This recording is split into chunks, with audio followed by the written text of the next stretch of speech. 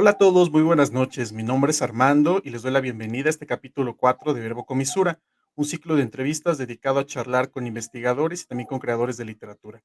Y bueno, en esta ocasión pues tenemos una invitada de lujo. Nos acompaña la doctora Jazmín G. Tapia Vázquez. Y pues antes de empezar a platicar con ella, voy a leer una breve semblanza para que la conozcamos un poquito más. Ella es doctora en literatura hispánica por el Colegio de México, es profesora investigadora en la UAM Iztapalapa, adscrita al área de investigación de literatura hispanoamericana, pertenece al Sistema Nacional de Investigadores, es co-coordinadora del Seminario de Literatura Fantástica Hispanoamericana de la UNAM, forma parte del taller de teoría y crítica Diana Morán. Sus líneas de investigación comprenden la literatura de irrealidad, la literatura escrita por mujeres y la narrativa de la Revolución Mexicana. Ha escrito artículos sobre la obra de Guadalupe Nettel, Amparo Dávila, Francisco Tario, Martín Luis Guzmán, Nelly Campobello, entre otros. Escribió el prólogo a la edición de Cuentos Reunidos de la escritora mexicana Adela Fernández, editado por el Fondo de Cultura Económica en 2022, que de hecho acá lo tenemos. Y bueno, hola Jazmín, muy buenas noches, ¿cómo estás? Hola Armando, muchísimas gracias, de lujo de verdad la invitación que recibí. Estoy muy agradecida contigo, con César y por supuesto con todos los que forman parte de este estupendo trabajo que es la revista Irradiación. Muchísimas gracias. No, pues gracias a ti que hayas aceptado la invitación. Y bueno, pues vamos a empezar de una vez a platicar tantito. Y lo primero con lo que quisiera que empezáramos a hablar es que nos platicaras quién fue Adela Fernández y cómo llegaste a ella. Bueno, ¿quién fue? Primero, ¿cómo llegué a Adela Fernández? Fue un descubrimiento muy bonito porque yo no había tenido la oportunidad de conocerla. Como bien apuntabas, yo formo parte del Seminario de Literatura Fantástica Hispanoamericana, ya cumplimos 10 años y al inicio de este recorrido que comenzamos como un proyecto de Alejandra Mato, comenzamos a leer autores que eran bastante difíciles de conseguir porque no estaban reeditados. Uno de ellos fue también Emiliano González y por alguna circunstancia llegó al seminario algunos libros en PDF de Adela Fernández y fue así como yo la conocí. En este seminario, que después, conforme transcurrieron los años, se fue eh, pues ampliando, fue muchísimos estudiantes interesados, no solo estudiantes, sino también escritores, ¿no? Estuvieron ahí con nosotros o están con nosotros, y alumnos, y también dentro de este grupo que se acercó al seminario, me encontré con Eduardo Matías, que es editor del Fondo de Cultura Económica, y él fue quien me invitó a hacer el prólogo de los cuentos reunidos de Adela Fernández.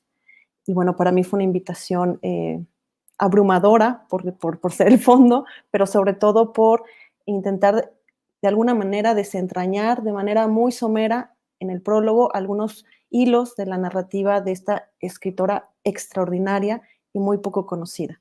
¿Quién fue Adela Fernández? Adela Fernández es una de las escritoras clave para comprender el desarrollo de la literatura de irrealidad en nuestro país.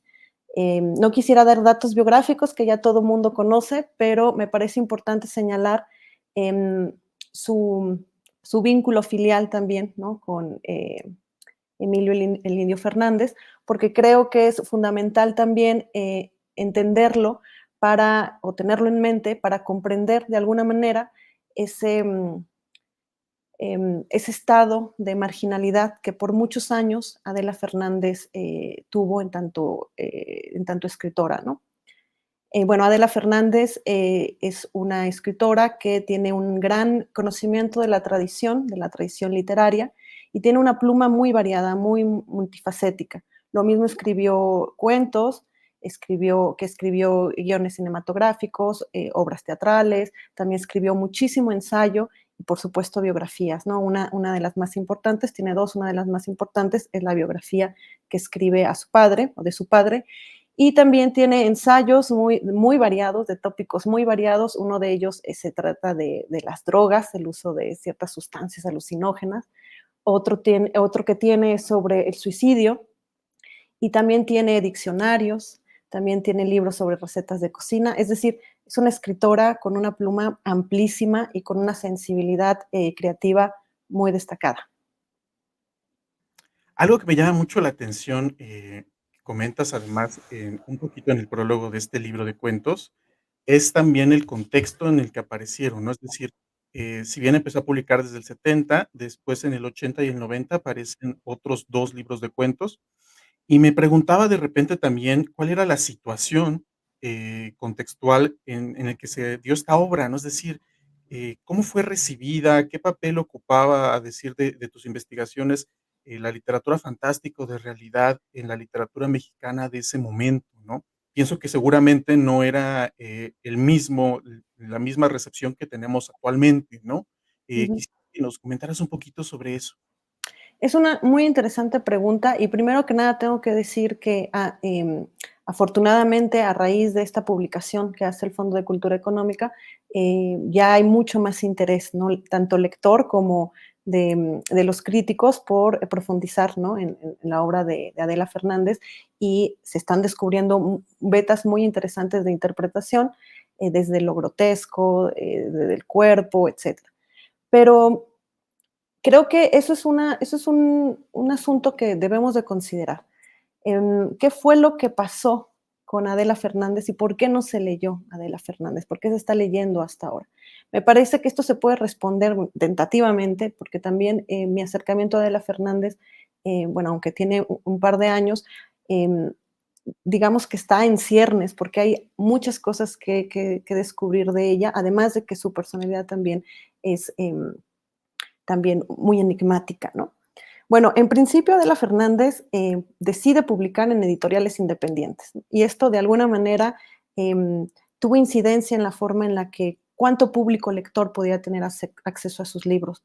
Las primeras ediciones de sus publicaciones apenas se acercaron a los 500 ejemplares y respecto a la opinión pública, pues tuvo muy poca respuesta, algunos comentarios, algunas breves reseñas en algunos periódicos, pero no fue sino, por ejemplo, en 1942, no, en 1975, 73, que publica El Perro. Poco tiempo después, 2 años después más o menos, Edmundo Valadez recupera 2 de sus libros para incorporarlos a esa maravillosa revista que se llamaba El Cuento, y menciona en ella, en esta revista, que Adela Fernández es heredera de 2 grandes tradiciones literarias, ¿no? La de lo fantástico y por otro lado la de el realismo, ¿no? Sin embargo, a pesar, digamos, de estos primeros acercamientos o estas primeras valoraciones, en realidad la obra de Adela Fernández tuvo muy poca recepción crítica y muy poco público lector. En primera instancia, por estas decisiones editoriales que tomó, porque las editoriales o eran editoriales independientes o ella pagaba con su propio dinero para que fueran publicadas y desaparecieron muy pronto. Y entonces eso de alguna manera retardó, digamos, el reconocimiento crítico y el reconocimiento de los lectores. Eso me parece un camino interesante que explorar. Por otro lado está, como advertí al inicio, pues ser la hija de Emilio el Indio Fernández, tuvo la colocó en una situación muy poco privilegiada, a pesar de que podríamos pensar lo contrario, ¿no? En realidad es que ella se convirtió muy pronto en la heredera, pues sí, en la heredera simbólica, ¿no? Y también material del patrimonio del padre, y eso también la alejó un poco de su ejercicio creativo. No digo un poco, digo mucho, porque justamente en alguna entrevista Adela Fernández dice que, bueno, ella se dedicaba a mantener en pie esa hermosísima, pero extraña y también un poco siniestra casona que está ahí en Coyoacán, ¿no? Y bueno, por otro lado, en el campo cultural de la época, además de estos dos, digamos, aspectos, me parece también interesante hacer notar que en el momento en el que ella está escribiendo, desde las tradiciones que ella está escribiendo, no, en ese momento, en la década de los 70, 80, digamos que la literatura de irrealidad, la literatura fantástica, la literatura extraña, estaba como en un lugar bastante marginal. Habíamos tenido estas décadas, ¿no? De oro de la literatura fantástica, ¿no? Con José Emilio Pacheco, Carlos Fuentes, Amparo Dávila, etcétera. Pero justamente después del movimiento estudiantil del 68, hay un viraje, digamos, a estos intereses en el ámbito cultural y literario que se volcaron a literaturas más testimoniales, literaturas que dialogaban más con la historia, literaturas más íntimas, más personales, que se alejaban, o más de denuncia, que se alejaban pues de estos registros de irrealidad, ¿no? Que comúnmente, bueno, ahora ya no nos atrevemos a decir eso, pero en mucho tiempo se llegó a pensar que estos eran literaturas de evasión, ¿no? Entonces me parece que estos tres caminos apuntalan a una respuesta, ¿no? De por qué no se leyó a Adela Fernández, por qué no fue su momento cuando comenzó a escribir o cuando publicó, hasta este momento, que es un momento bastante propicio para su relectura y para su estudio. Sí, no, vaya que es un gran descubrimiento, no sé, sus cuentos también, inevitablemente también me llevaron a pensar mientras la leía, pues, en otras 2 grandes figuras, igual de la literatura mexicana del siglo XX, ¿no? Por un lado, Amparo Dávila y también Guadalupe Dueñas, ¿no? También me preguntaba en qué sentido, pues, tenía relación también con otras autoras o con otros autores, ¿no? Es decir, em, ¿se leían mutuamente o tal vez sí se mantenían en esta posición como tal vez un poco más marginal, igual no tan cercana al campo cultural? Bueno, hasta este momento de la investigación, en realidad, no hay, algún dato que nos permita vincularla con algún grupo, ¿no? Cultural o con alguna generación. De hecho, Adela Fernández fue, una mujer que nunca estuvo en un solo sitio, ¿no? Salió muy pronto de la casa paterna y entonces se fue a recorrer toda la República Mexicana, y eso lo podemos ver en El perro, que fue su primer libro, en donde en cada uno de los cuentos apunta el lugar de su escritura, ¿no? Y entonces podemos incluso hasta mapear cómo está recorriendo desde el norte del norte de la República hasta el sur, ¿no? Después, en algunos textos de carácter autobiográficos, como algunos comentarios, ¿no? Sus cuentos, o en este texto que le dedica a su hija, que se llama Atenea, que es una biografía sobre su hija, podemos ir rastreando un poco o construir un poco su vida también, ¿no? Ella estuvo en Estados Unidos y confiesa que estuvo mucho más vinculada con los poetas beat, ¿no? En la lectura, pero en realidad era como una escritora bastante solitaria en ese sentido, por lo menos es lo que se ha podido rastrear. Por supuesto que leyéndola sabemos que ella es una gran conocedora de la tradición, por lo menos la tradición de la literatura de irrealidad, ¿no? Conjuga pues todos los tópicos, todos los temas, todas las construcciones de atmósfera. Por supuesto que reconocemos en ella que que está dialogando con una tradición. Sí, no, y me parecen además textos como muy ricos, ¿no? Es decir, creo que yo me quedé un poquito más con la idea también mientras la leía, de que uno de los temas también que lo obsesionan, son como los animales, como toda esta cuestión como animal, pero como vista un poco como desde el extrañamiento, no sabría cómo decirlo, ¿no? Como hasta de lo monstruoso, ¿no? Sí, claro. Sí. Y por otro lado, también como los conflictos familiares, ¿no? Usualmente está como esta relación con de padres, hijos o de hermanos, ¿no? Y me preguntaba también, ¿tú qué opinas al respecto, no? Y si pudieras también añadir a lo mejor otros temas que ya los has mencionado, pero un poquito ahondar en ellos. Sí, bueno, antes de contestarte esta pregunta, me quedé pensando un poco en estas imágenes o en estas figuras, ¿no? De Dávila y de Dueñas, que son también fundamentales, ¿no? Para, no solo para la literatura mexicana de irrealidad, sino para la literatura mexicana en general.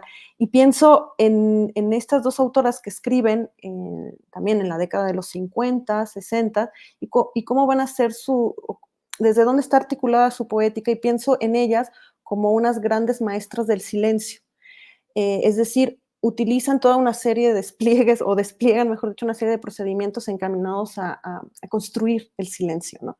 Y en oposición, por ejemplo, ahora que lo dices, me quedé pensando, Adela Fernández no recurre al silencio. Adela Fernández es muy cruel.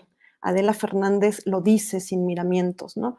Adela Fernández no encubre, Adela Fernández muestra, todo lo que sus temas más acendrados, sus temas más convocados, esa sencillez, ¿no? En su lenguaje, todo va encaminado a mostrar, a revelar.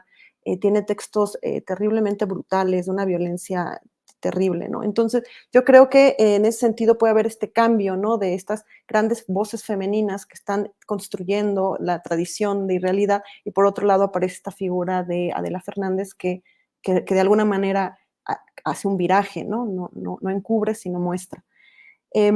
¿Cuáles son los grandes temas de Adela Fernández? Bueno, Adela Fernández, me parece que el gran tema de Adela Fernández puede ser la crueldad.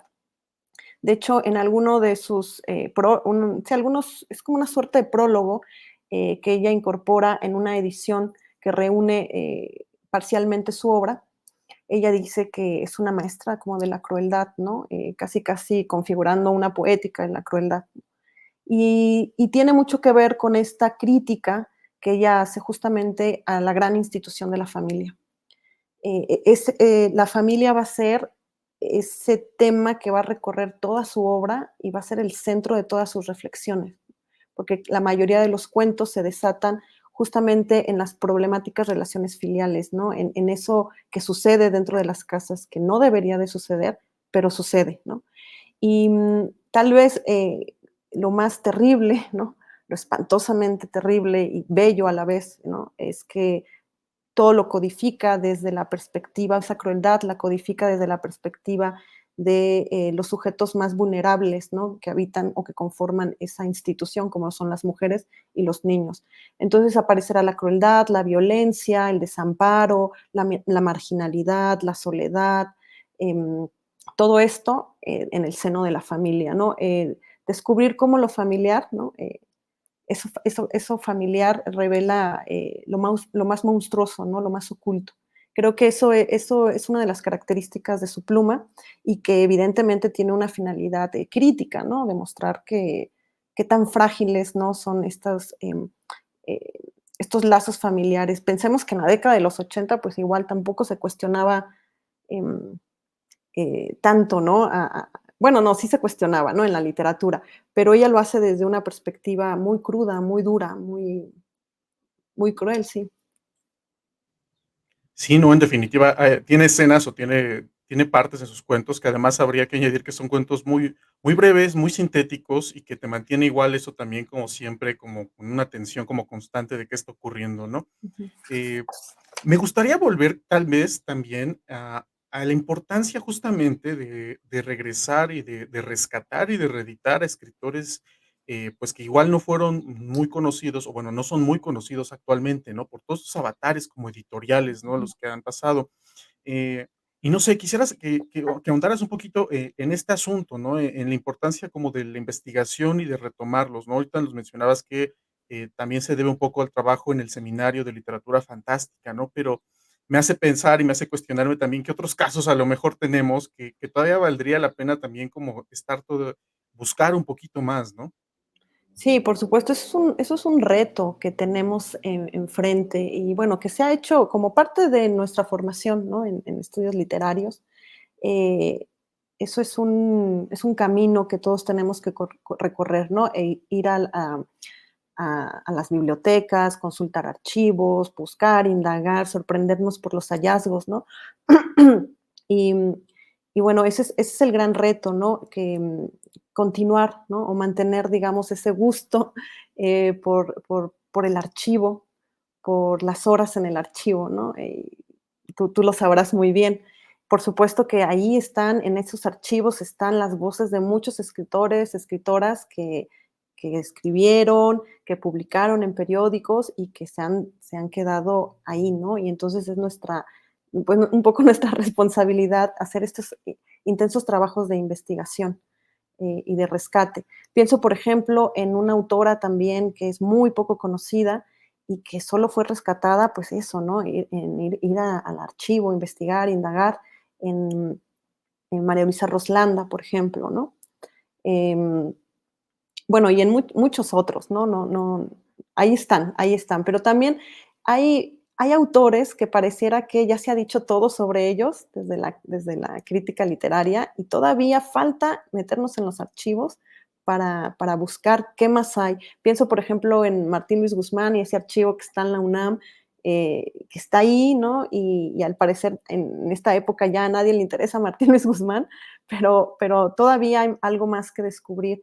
Falta, ¿no? Sumergirse en los archivos de Adela Fernández, pues en el archivo de Emiliano González, que tiene un extraordinaria, ¿no? Em, textos que no fueron publicados, pero que están ahí a la espera de que alguien se interese en ellos. De pronto también pienso en, tú nos dirás un poquito a lo mejor acerca de esto, la importancia también que tiene compartir, no solamente estos textos entre nosotros, sino también verlos en clase, ¿no? O sea, como integrarlos como parte de las lecturas de un curso, ¿no? Y eso me lleva también a cuestionarte sobre cómo ha sido tu experiencia a lo mejor, viendo a Adela Fernández en los cursos de literatura, ¿no? Es decir, ¿cómo ha sido leída? ¿Cómo ha sido recibida? ¿Cuáles son algunos de los comentarios que de repente tú escuchas de parte de los estudiantes? O incluso también de parte de otros colegas que a lo mejor, no la conocían, ¿no? Y que de alguna manera también estamos como adentrándonos también en ella. Mira, yo te quiero contar que yo tuve la fortuna de pasar por las aulas de la UAM cuando estudié mi licenciatura, cuando muchas de las maestras que yo tuve formaban parte del taller Diana Morán.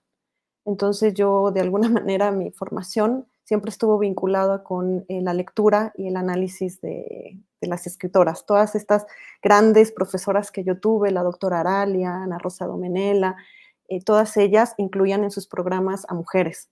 Entonces pues mi generación estuvo muy cercana a la lectura de estas mujeres, de estas grandes escritoras, ¿no? No faltaba, ¿no? Rosario Castellanos, Amparo Dávila, Guadalupe Dueñas, Nelly Campobello.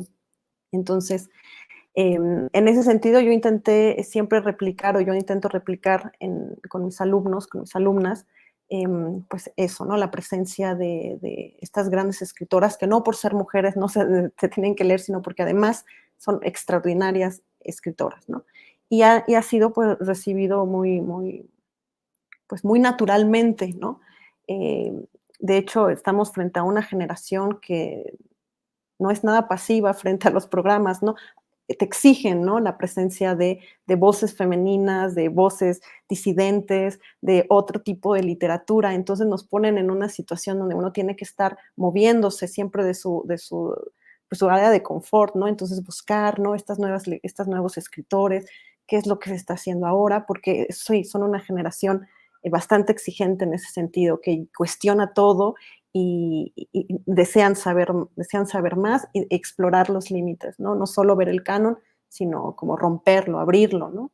Y bueno, sí lo reciben muy bien. Adela Fernández les vuela la cabeza porque de verdad es que tiene unas imágenes, hay una construcción plástica, no solo los temas y la crueldad, sino el trabajo con el lenguaje, ¿no? La construcción de metáforas, como tú advertías, son muy breves, ¿no? Son muy breves sus cuentos, pero hay como una lógica de condensación en cada uno de ellos que son tan breves, pero en esa brevedad hay una, explota, ¿no? Una serie de significados a través de, pues eso, ¿no? Del uso adecuado, de la elección adecuada de cierto sustantivo, de cierto adjetivo, la plasticidad de las imágenes que irrayan en lo grotesco, ¿no?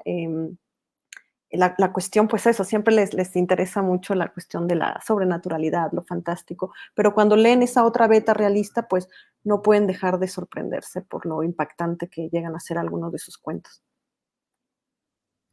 Bueno, también me pregunto, sobre el interés que ahora despierta mucho más, la literatura de realidad o literatura fantástica, a lo mejor entre los mismos estudiantes de literatura, ¿no? Y también no sé cómo fue también tu experiencia al acercarte a este tipo de literatura también cuando tú estabas estudiando precisamente, ¿no? Es decir, eh, ¿había las condiciones, había todavía a lo mejor ciertos prejuicios o se ha ido transformando también, el panorama crítico, ¿no? Sí, por supuesto. Hace 10 años que comenzamos en el seminario era totalmente diferente a como es ahora. Ahora estamos viviendo una efervescencia, ¿no? No solo en términos editoriales, donde pues ahora ya tiene una centralidad, ¿no? La mesa de literatura fantástica y de horror y de terror, ¿no? O entras a la librería y ahí está. Pues antes, ¿no? Hace 10 años, ¿no? Aunque claro, en términos críticos, en términos de, propiamente digamos que de la academia, pues ya había, por supuesto, ¿no? Interés en el estudio de esta literatura. Pienso, por ejemplo, en este trabajo importantísimo que tiene Rafael Olea, también todos los trabajos y los congresos que hizo Ana María Morales, José Miguel Sardiñas, etcétera. Pero justo cuando Alejandra Mato, me río porque es una historia, me Me conmueve mucho la historia del seminario porque Alejandra Mato nos invitó y empezamos siendo 3 personas, 4. Y, y pues así fuimos investigando, fuimos emocionándonos, compartíamos ideas, leíamos teoría, y después, bueno, ya se fueron incorporando cada vez más y más y más personas, más estudiantes, pero de diferentes niveles, desde licenciatura, maestría, doctorado. De repente llegaban personas que pues nada más les gustaba, ¿no? Leer literatura fantástica y se quedaron ahí durante muchos años con nosotros. Entonces, por supuesto que en ese momento era bastante, no complicado, pero no había, digamos, de alguna manera espacios, ¿no? Para la literatura fantástica. Nosotros nos fuimos haciendo nuestro propio espacio y ganando, pues eso, ¿no? Que muchos se interesaran. Ahí descubrimos realmente a muchos autores porque llegaba gente. Eso es muy importante también decirlo, porque luego en la academia se piensa que es un trabajo en solitario, ¿no? Y, y el seminario me ha enseñado que se pueden construir grupos de trabajo muy sólidos, muy serios, pero siempre en plural, ¿no? En el trabajo colectivo, en un trabajo, pues sí, en un trabajo colectivo. Y, y bueno, no sé si te, si te respondí la pregunta, pero bueno, claro, ahora veo a mis alumnos muchísimos interesados en literatura de horror, de terror, de ciencia ficción, y eso por supuesto que no se veía. Yo estaba terminando mi tesis de Martín Luis Guzmán y la novela de la Revolución Mexicana cuando comencé con la literatura fantástica y bueno, un poco me alejé, mucho me alejé de esa línea porque me absorbió la literatura, me sedujo la literatura fantástica, como lo está haciendo ahora para muchos jóvenes que están estudiando muchísimas tesis sobre eso, muchísimos cursos dentro de la academia, fuera de la academia. Bueno, estamos viviendo una efervescencia, ¿no? Y eso está muy bien, muy bien, sobre todo porque ese gusto va a impulsar a muchos a estudiar literatura, seguramente, a indagar o fortalecer sus líneas de investigación o elegir una línea de investigación que les va a llevar, estoy segura, a explorar, eh, pues o a descubrir o redescubrir o a rescatar críticamente a muchos autores que ahí están. Ahorita que ya tocabas también el tema, de repente también me dio mucha curiosidad, que nos hablaras también de esta otra línea de investigación que tienes, que es justamente, la narrativa de la revolución y Martín Luis Guzmán, ¿no? Como mencionabas, a lo mejor parece un poquito más, no sé, distinto a la literatura fantástica, pero también me parece muy interesante, ¿no? Porque a pesar de que a lo mejor pertenezca a este tipo de literatura que nos parece muy canónica, pues siempre las aproximaciones críticas, renuevan de alguna manera lo que estamos, viendo en estas obras, ¿no? Y no sé si quisieras compartirnos un poquito de lo que haces, de lo que has trabajado sobre este tema. Bueno, yo elegí esa línea de investigación justamente en el Colegio de México, cuando ya tenía que tomar decisiones y me encontré con Martín Luis Guzmán, que es cierto que yo ya lo había leído en la licenciatura, pero bueno, lo volví a releer con otra mirada, ¿no? Con una nueva mirada y tenía que tomar decisiones entre Nelly Campobello y Martín Luis Guzmán por meras cosas metodológicas. Y tengo que decir que a mí me enamoró la forma en la que Martín Luis Guzmán construía ese personaje tan espectacular que fue Francisco Villa. Entonces, bueno, me dediqué a analizar una obra que, por cierto, ha sido muy despreciada por la crítica, por considerarla muy menor respecto al gran estilo tan culto y tan depurado que tiene Martín Luis Guzmán, que es Memorias de Pancho Villa, que es un monumento a la obra, a la memoria, ¿no? Y del general Villa. Y bueno, estuve indagando por muchos años, ¿no? En la construcción de esa tesis, ¿no? Que me tardé bastante tiempo.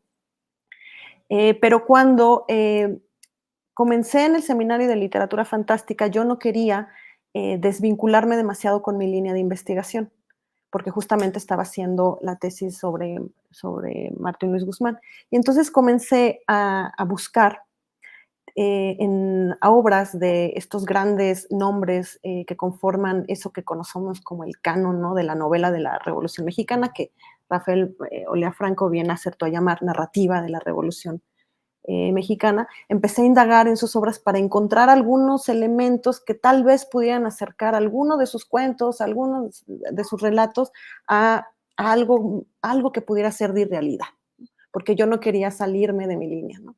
Y ahí encontré el texto de La cuerda del general de Rafael F. Muñoz y comienzo a leerlo y digo, esto es fantástico, este texto es fantástico. Y claro, y a mí me sorprende mucho lo que está haciendo Rafael F. Muñoz, porque por un lado está toda la composición textual de lo que podría considerarse un relato de la Revolución Mexicana, ya sabes, ¿no? El carácter testimonial, la cuestión histórica, pero por otro lado está trabajando con la tradición de realidad. Y entonces yo dije, si esto lo hace Rafael F. Muñoz, seguramente lo pudieron haber hecho, ¿no? O lo hicieron otros escritores, ¿no? Y entonces empecé a buscar, empecé a rastrear esa marca de irrealidad en algunos cuentistas de la Revolución Mexicana. Y bueno, empecé a hacer mi lista porque creo que es un campo muy interesante de investigación y que no está para nada trabajado y que bueno, ahora ya la vida me llevó por otros asuntos, pero que de verdad alguien debería de estar trabajando eso porque es una mina, ¿no? Hay muchos autores que están haciéndole guiños a la tradición de realidad, tejiéndola, ¿no? Con lo propiamente, con los elementos compositivos del relato de la Revolución Mexicana.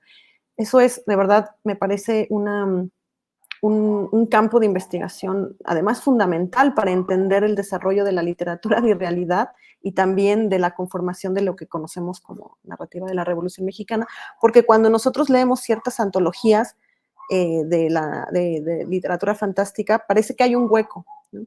Entre 1900 y 1935 parece que nadie escribió literatura fantástica o literatura de irrealidad, ¿no? Entonces, pero claro que sí, Roslanda, ahí estaba Rafael F. Muñoz. Entonces, sí hace falta una mirada a esos años. Y de repente también me hiciste pensar, por ejemplo, en la figura de Nelly Campobello, y volviendo un poquito a Adela Fernández, lo que comentaba sobre la crueldad, ¿no? Y sobre la violencia, ¿no? De repente también, a mí, muy personalmente, los textos de Nelly Campobello me parece justamente que trabajan mucho sobre eso, ¿no? Sobre la crueldad y la violencia, ¿no? Y hay como, no sé si habría un como especie de hilos comunicantes entre Adela Fernández y Nelly Campobello, ¿no? En la representación como de la narrativa de esta violencia humana, ¿no? A final de cuentas también, ¿no? Claro, sí, es muy interesante lo que dices, se podría hacer como ese vínculo, ¿no? De las narrativas de la crueldad y de la violencia. Eh, bueno, respecto a las búsquedas estéticas particulares, ¿no? De cada autora, sí, por supuesto, está este filtro. Lo que sucede con Nelly Campobello es que todo está codificado a través de la mirada de una niña, y entonces, y eso es un acierto compositivo extraordinario, ¿no? Porque toda la violencia está atenuada, a pesar de la crueldad de esas imágenes, pues todo está en el plano de lo lúdico, ¿no? Del universo infantil, que no deja de ser espantoso y terrible y cruento a la vez, ¿no? Y ahí su eficacia. En cambio, Adela Fernández es mostrarlo, ¿no? Hay un cuento de verdad terrible que se llama El Montón y comienza con este niño jugando canicas. En ese sentido, la cosa lúdica, sí me parece muy acertado lo que dices, Armando, que se puede hacer este vínculo, ¿no? Él está jugando las canicas y le dicen, ¿tú qué un amigo, ¿no? Le dice, ¿qué desearías tú, ¿no? Y él dice, yo deseo matar a mi padre, ¿no? Esa es la primera línea. Y bueno, después vemos cosas espantosas que hace el padre, todo atravesado por la violencia, ¿no? Pues sí, del orden patriarcal en el cuerpo de las mujeres y la mirada de estos niños que observan, impávidos, llenos de terror, qué es lo que le está haciendo el padre a la madre, ¿no? Y esos intentos infructuosos del hijo por salvar a la madre, pues están condenados al fracaso. Y yo creo que esa es la clave también un poco de la obra de Adela, ¿no? Que nunca son finales felices, siempre están como marcados por la desgracia. Pareciera como si sus personajes estuvieran gobernados eso por una suerte de fatum, un destino muy trágico, ¿no? Del que es imposible salvarse. Y por eso su poética, o por eso es tan cruel, ¿no? De hecho, su segundo libro, su tercer libro, se llama Vago Espinazo, cuentos negros, crueles y cínicos. Eh, pues sí, no hay posibilidad de escape en los universos ficcionales de Adela Fernández. Pero muy bien, sí, pues estuvo me parece muy interesante eso que mencionas, ese vínculo, sí. Quizá para irnos a un terreno como mucho más general, me gustaría también que nos compartieras un poquito de cómo ha sido tu experiencia como investigadora y como crítica literaria, ¿no? Es decir, como en el plano como de lo práctico, a lo mejor, ¿no? ¿Cuáles han sido algunos de los retos con los que te topas usualmente cuando emprendes un proyecto de investigación, o simplemente lo vas desarrollando, ¿no? Bueno, tú lo sabes mejor que nadie, ¿no? También lo sabes, ¿no? Lo complicado, ¿no? El trabajo que pones todo, ¿no? Desde pensar en la idea, después la investigación, las lecturas, ¿no? Que nunca se agotan, luego todo ponerlo en ideas claras, articularlo, etcétera, ¿no? Bueno, a eso nos dedicamos, implica ciertamente horas, ¿no? Muchas horas, ¿no? Pensando, em, que esas horas pensando que pareciera que no tendría ningún valor en este ámbito así todo capitalista, ¿no? Uno que está sentado así como de, ¿cómo escribiré esto? ¿De qué se tratará esto? ¿Cómo? Y piensan que no estamos haciendo absolutamente nada. Pero los retos en términos de investigación, yo creo que no solo en términos de investigación, también en los retos que yo veo en términos de docencia, ¿no? Tiene mucho que ver con las nuevas, o estas inteligencias artificiales, ¿no? Las pues, que están aquí y que no podemos obviarlas, y que eso, tendríamos que tener herramientas eficaces para establecer, relaciones más sanas y productivas con ellas, sin que ellas atenten de alguna manera contra el propio ejercicio de la creatividad em, crítica, ¿no? Eso es un reto y eso es un peligro que poco a poco está eh, pues ahí, está latente y hay muy poca reflexión sobre eso, pero estaría bien que alguien comenzara. No, creo que sí, ya se está reflexionando sobre eso, pero creo que ese, digamos, es el gran reto. Sí, no, sin duda, ¿no? Es qué hacer también, ajá, ¿no? Pienso en los salones de clase, cómo integrar Ujú, este tipo de herramientas y también esta situación tensa entre que, nosotros nos dedicamos a la escritura, pero parece que estas herramientas hacen la escritura ya ujú, como tan sencilla, ¿no? Cuando de repente a lo mejor no es tan así. ujú. Eh, bueno, me gustaría también que nos hablaras un poquito, no sé si ahorita tienes otros proyectos o estás empezando, alguna nueva investigación, como más o menos en qué andas, qué estás haciendo ahorita. Bueno, ahorita, a propósito de lo que comentábamos al inicio, estoy trabajando en la introducción de una edición anotada. Participo, ¿no? Con Cintia en la edición anotada de, de Roslanda, que es una autora también. Perdón, es que se me fue el apellido de Cintia. Este, pero bueno, tú la conoces, ¿no, Armando? Fue tu compañera de Ah, generación. ¿Cintia Licenia? Sí, sí, Cintia, sí. Entonces estamos en eso, estamos haciendo bueno, en realidad ella hizo la edición, pero yo estoy escribiendo parte de la introducción de esta escritora mexicana, eh, María Luisa Roslanda, que escribe en 1916. Y escribe en 1916, publica su único libro de cuentos titulado Cuentos Sentimentales, que de inmediato, bueno, ya nos ubica en la tradición de la ficción romántica, pero, y en efecto, todos sus cuentos hablan del amor, pues de este amor trágico, pues sí, muy en el código de este género, pero hay 3 cuentos insertados que corresponden a la literatura de realidad, concretamente a la literatura fantástica y a la literatura maravillosa. Y además es todo un caso, ¿no? Que dentro de este género aparezca así como escondiditos, pero ahí estos textos, ¿no? Que tienen tan más alejado de la ficción romántica y mucho más cercanos a la literatura gótica, ¿no? Y me parece que es un gran acierto que se haya decidido hacer esta edición, porque pues Roslanda es una escritora y personaje muy importante de las primeras décadas del siglo XX.